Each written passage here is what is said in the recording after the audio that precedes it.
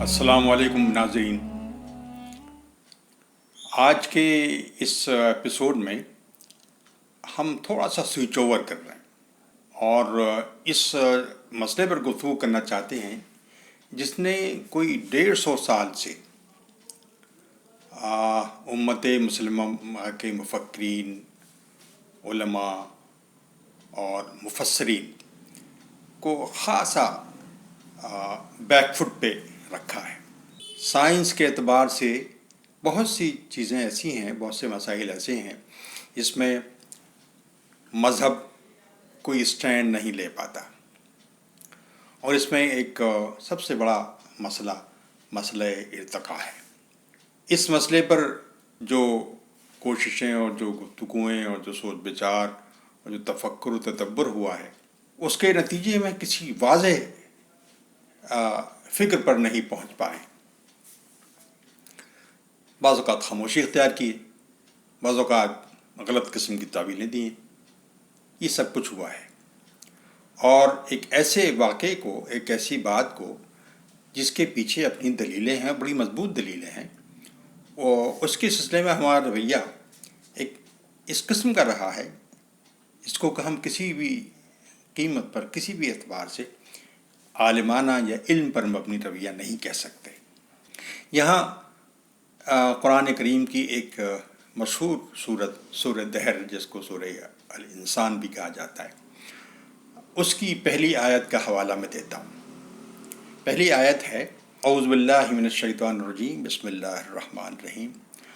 هل اتى على الانسان حین من الدہر لم یکن شیئا مذکورا. اس کے معنی کچھ اس طرح سے ہوئے ہیں: یقیناً گزرا ہے انسان پر ایک وقت زمانے میں جب کہ یہ کوئی قابل ذکر شے نہیں تھا.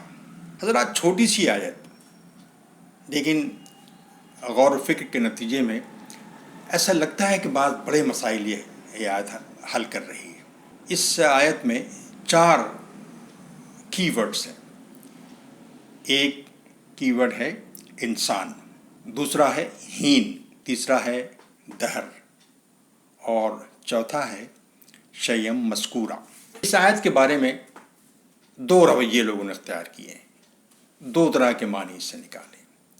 ایک تو یہ کہا گیا ہے، کچھ لوگ اس طرف گئے ہیں کہ یہ اولاد آدم کی پیدائش کے سلسلے میں ایک بیانیہ ہے. دوسرا اس طرف گئے ہیں کہ یہ اولاد آدم کی طرف نہیں، بلکہ آدم مختلف مراحل سے گزرتے ہوئے آدم تک جب بات پہنچی، یعنی آدم جب پیدا ہوئے تو وہ کہانی بیان کی گئی ہے. یہ جو پہلا بیانیہ ہے، اس میں کہا گیا کہ یہ اولاد آدم سے متعلق ہے، اس کی نفی کچھ اس طرح سے ہوتی ہے کہ اس میں یہ جو کہا گیا کہ یقیناً گزرا ہے انسان کے اوپر دہر میں سے ایک حین، یعنی دہر میں سے پورے زمانے، لامتناہی زمانے میں سے ایک زمانہ، ایک دور، ایک وقت. اب دہر کا مطلب میں یہ سمجھتا ہوں کہ جب سے یہ کائنات بنی اس وقت سے دہر کا آغاز ہو گیا، وقت کا آغاز ہو گیا، ایک لامتناہی بہت بڑا وقت. اور اگر آج کے سائنٹیفک ڈیٹا پر ہم یقین کریں تو یہ تقریباً 13 بلین سال کے برابر ہوتا ہے. ہمارے سال 13 بلین ایئرس. اب اس میں سے ایک وقت جس کو حین کہا گیا، تو ظاہر ہے اتنے بڑے لامتناہی وقت میں سے ایک وقت جو جس کی طرف اشارہ کیا گیا ہے، وہ بھی کچھ چھوٹا موٹا وقت نہیں ہوگا، بڑا وقت ہوگا، اور ہمارے اعتبار سے وہ بھی لامتناہی ہی ہوگا، گو کہ دہر کے برابر نہیں ہوگا. غالباً اسی بنا پر اللہ نے قرآن کے اندر 2 الگ الگ الفاظ استعمال کیے، دہر اور حین. اب فرمایا گیا کہ یقیناً انسان پر ایک وقت حین گزرا ہے، یعنی بہت بڑا وقت گزرا ہے. اور اس کو اگر اولاد آدم کے پس منظر میں سمجھا جائے تو یہ جو وقت انسان اپنی ماؤں کے پیٹ میں گزارتا ہے، وہ وقت اتنا بڑا نہیں ہو سکتا، نہ ہے اس کو حین کہا جا سکے. اتنا طویل وقت نہیں ہے. وہ 9 مہینے کا وقت اتنا طویل نہیں ہے کہ وہ اس کا تعلق دہر سے ہم قائم کر سکیں. چنانچہ یہ بات غلط محسوس ہوتی ہے کہ یہ آیت اولاد آدم کی پیدائش کے سلسلے کو بیان کر رہی ہے. نہیں، ایسا نہیں، بلکہ یہ آدم کی پیدائش کے سلسلے میں بات کر رہی ہے اور بتا یہ رہی ہے کہ آدم کی پیدائش کا آغاز جس طرح سے ہوا وہ اپنی ابتدا میں ایک ناقابل ذکر شے تھا، ایک حقیر شے تھا. یہ بڑی امپورٹنٹ بات ہے. ایک اہم بات اس میں یہ بھی ہے کہ اس ناقابل ذکر شے اور اس مرحلے میں بھی اللہ نے اس کو انسان ہی کہا ہے. گویا جب اس کا آغاز اگر ہم سائنسی اعتبار سے دیکھیں، یونی سیلولر وجود جب وجود میں آیا تو اس وقت اس مرحلے کو بھی انسان ہی کہا گیا. یعنی ایسا لگتا ہے کہ انسان کی پیدائش ایسا نہیں ہوا کہ پہلے زندگی کی پیدائش ہوئی ہو اور زندگی سے کچھ شاخیں نکلی ہوں، اس میں سے ایک شاخ نباتات کی طرف چلی گئی، ایک جانوروں کی طرف چلی گئی اور ایک انسانوں کی طرف چلی گئی، یا ان میں سے شاخیں پھوٹتی رہیں جیسا کہ نظریہ ارتقاء میں کا تصور کیا جاتا ہے. بلکہ شاید ہوا یہ ہے کہ ابتدا ہی سے اللہ نے الگ اسپیسیز بنائی ہیں اور الگ انواع بنائی ہیں اور ان انواع کا ارتقاء ہوا ہے. تو یہ جو بات کہی جا رہی ہے کہ ایک طویل عرصہ گزرا ہے جس میں وہ ناقابل ذکر شے تھا، تو یہ طویل عرصہ ایسا لگتا ہے کہ اگر زندگی کا آغاز زمین پر ہوا تو زمین کی عمر ہمارے آج کے علم کے اعتبار سے تقریباً 4 بلین سال ہے. اور یہ جو ابتدائی آرگنزم ہیں ہماری سائنسی معلومات کے اعتبار سے دیکھیں تو ان کی عمر بھی فوسل ریکارڈ کے حساب سے تقریباً 3.5 یا 4 بلین سال کے برابر ہی بیٹھتی ہے. اگر یہ مان لیا جائے کہ یہ اس طرف اشارہ ہے، اور قرآن میں خود کہا بھی کہ زندگی کا آغاز ہم نے پانی اور کیچڑ اس طرح کے سائٹس پر ہم نے اس کا آغاز کیا تھا، اور یہ ایک ایسا وجود تھا اس کی کوئی اہمیت نہیں تھی، اس کو کوئی قابل ذکر شے نہیں تھا. اچھا، پھر ایک بات اور ہماری سائنس کی معلومات یہ کہتی ہے کہ یہ جو 4 بلین سال اس کا آغاز ایک یونی سیلولر وجود سے ہوا ہے، اس کے بعد تقریباً 2 بلین سال ایسے ہیں جس میں ہمیں کوئی اور ایکٹیویٹی نظر نہیں آتی، کوئی ایکٹیویٹی نظر نہیں آتی، بالکل ڈارک پیریڈ ہے. اس کے بعد پھر یونی سیلولر سے کچھ ملٹی سیلولر وجود ظاہر ہونے شروع ہوئے جن کے ریکارڈ ملتے ہیں. یہ 2 بلین سال کا عرصہ جو ہے ایک دم ڈارک پیریڈ ہے. اس بات کا امکان ہے کہ یہ دہر میں سے ہین کا جو حوالہ ہے شاید وہ اس کی طرف اشارہ ہے جس میں کوئی ایکٹیویٹی نہیں ہوئی، یا یہ کہیں کہ ایکٹیویٹی ہم کو معلوم نہیں ہے اس میں ہوا کیا تھا. ایک دم خاموشی، ایک دم ڈارک نظر آتا ہے. اور گو کہ یونی سیلولر وجود میں آ چکا تھا لیکن اس کی حیثیت نہیں تھی کوئی، وہ ایسا نہیں تھا کہ اس کے بارے میں کچھ کہا جا سکے. تو اندازہ یہ ہوا کہ جو آیت ہے یہ آیت بنیادی طور پر انسان کی پیدائش کی کہانی سناتی ہے، کی طرف اشارہ کر رہی ہے. پیدائش آغاز یونی سیلولر وجود سے ہو کر ایک بہت حقیر وجود سے شروع ہو کر ایک طویل عرصے تک خاموشی، اور پھر مختلف سرگرمیاں، مختلف اس کے جو ارتقائی مراحل تھے ان سے گزرتے ہوئے انسان اس مقام تک پہنچا.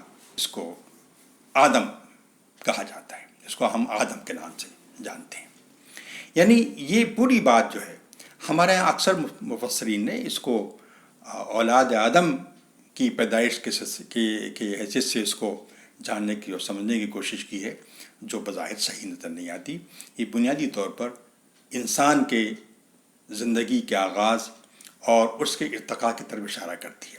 صرف اسی آیت میں دیکھیں تو یہ بتاتی ہے کہ کا آغاز بہت حقیر سطح پر ہوا، اور اس سطح سے ہوا جس پہ کوئی اس کا قابل ذکر شے نہیں تھی.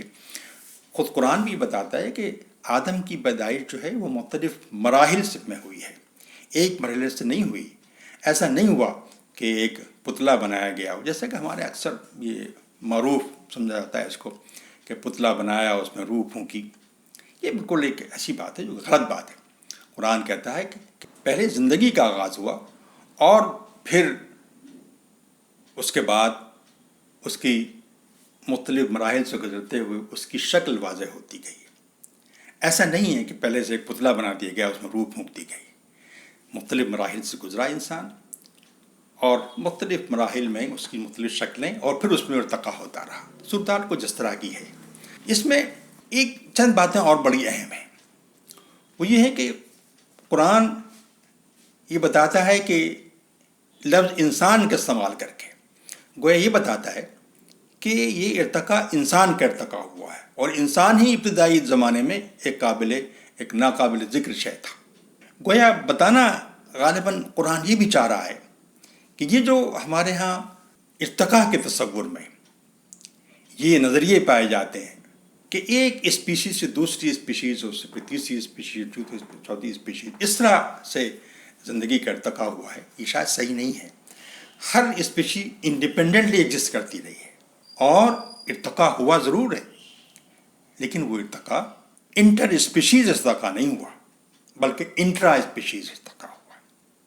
ہم اس سے انکار نہیں کرتے کہ انسانی زندگی اور انسان کا ارتقا ہوا ہے، لیکن اتنا ضرور کہتے ہیں کہ یہ انٹر اسپیشیز نہیں ہوا، یعنی مختلف اسپیشیز میں، مختلف انواع میں ارتقا نہیں ہوا کہ وہ ایک سے دوسرا اور دوسرے سے تیسرا اس طرح نہیں ہوا، بلکہ انٹرا اسپیشیز ہوا ہے. ایک اسپیشیز جو کہ اللہ نے پیدا کی، جو انسان کی اسپیشی رہی ہوگی، ایسا ایک بتایا گیا، اور پھر اس میں ارتقا ہوتا رہا.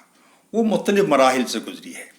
اس سلسلے میں بہت واضح طور پر نہیں کہا جا سکتا ہماری اس وقت کی معلومات کی روشنی میں کہ وہ واضح مراحل کیا تھے، لیکن بہرحال وہ مراحل تھے. قرآن ان میں سے بہت سے مراحل کا تذکرہ کرتا ہے، اور وہ مختلف دوسری آیات سے ہمیں معلوم ہوتا ہے کہ وہ مرحلہ کیا ہے. تو یہ ایک بات یہ نکلتی ہے اس سے کہ یہ چھوٹی سی آیت یہ بات بتاتی ہے ہم کو کہ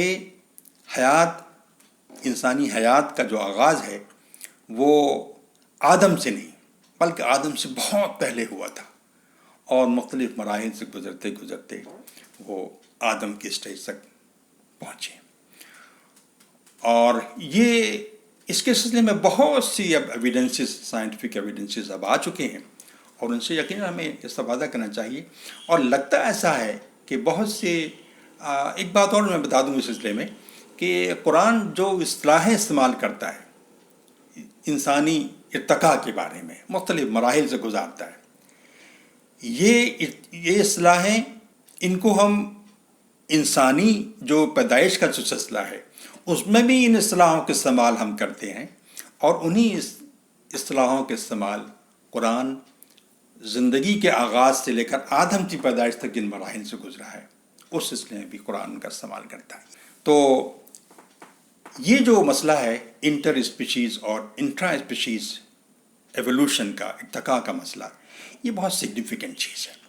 اور سائنس اب یہ بتاتی ہے کہ جو جینیٹک اسٹڈیز کے متعارف ہونے سے قبل جتنی دوسری اسٹڈیز تھیں ان میں یہ بات اس وقت یہ بات چلتی تھی، اس وقت یہ چلی تھی یہ بات کہ یہ اس طرح سے ارتقا ہوا ہے کہ ایک اسپیشی دوسری اسپیشی میں کنورٹ ہو گئی ہے. اس میں بہت سی انوائرمنٹل مسائل دس اینڈ دیٹ یہ سب سائنس میں پیش کرتے رہے. لیکن جب سے جینیٹک اسٹڈیز سامنے آئی ہیں تو اندازہ یہ ہوا ہے کہ اگر جو قریب ترین اسپیشیز ہیں، مثال کے طور پر انسان کے قریب ترین چمپینزی ہے، ہم اب تک یہ سمجھتے رہے تھے، یا کم سے کم ہمارے جو مذہبی مفکرین ہیں انہوں نے ارتقاء کو اسی طرح سمجھا تھا کہ یہ اس سے انسان سے پہلے کی جو اسپیشیز ہے چمپینزی ہے، اور چمپینزی کے بعد انسان اس سے آیا ہے. اسی طرح بات پھر بندروں تک جاتی تھی. اب مسئلہ یہ ہے کہ چمپینزی اور انسان کی جینس میں اتنا فرق ہے کہ کسی ریلیشن شپ کا کوئی سوال ہی پیدا نہیں ہوتا. اور یہ تمام انسان ہیں دنیا کے کسی بھی حصے میں پائے جاتے ہوں، ان میں سملیرٹی بہت زیادہ ہے، اور فرق ہے تو بہت کم، بہت منیمم فرق ہے. چنانچہ ایسا لگتا ہے کہ یہ اسپیشی بالکل الگ ہے، اور چمپینزیز ہوں یا دوسری جو زندگی کی جو دوسری شکلیں ہیں ان کا جو جینس ہیں وہ بالکل الگ ہیں. تو جینیٹک ویریشن جو ہے چمپینزیز میں اور انسان میں بہت زیادہ ہے.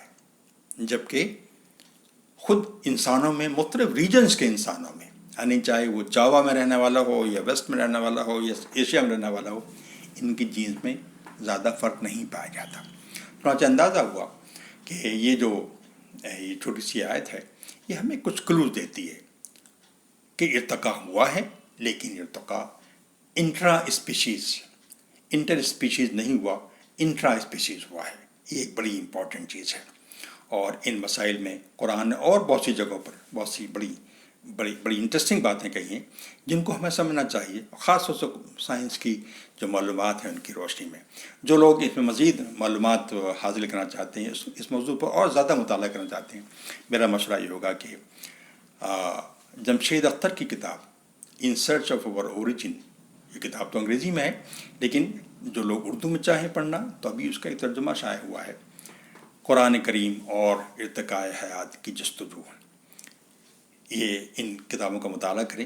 اس موضوع پر بہت سے نئی جو انفارمیشن کے جو دریچے کھلے ہیں وہ بڑا انٹرسٹ پیدا کرتے ہیں، اور قرآن کے ذریعے ایسا محسوس ہوتا ہے کہ قرآن ہمیں بعض ان سوالات کے سلسلے میں کچھ ہمیں راہ دکھا رہا ہے جو ہمیں اب تک بہت پرٹر کیے رہے ہیں۔ السلام علیکم۔